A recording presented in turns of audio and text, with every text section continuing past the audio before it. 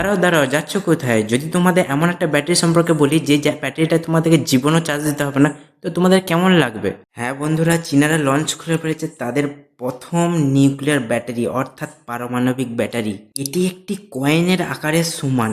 এদের মত অনুসারে এটা 50 বছর স্থায়ী হবে, কোনো রকম বাহ্যিক এনার্জি সোর্স ছাড়াই। মানে হলো কোনো রকম চার্জিং, সূর্যালোক, কোনো রকমের তার এর মধ্যে প্রয়োজন নেই।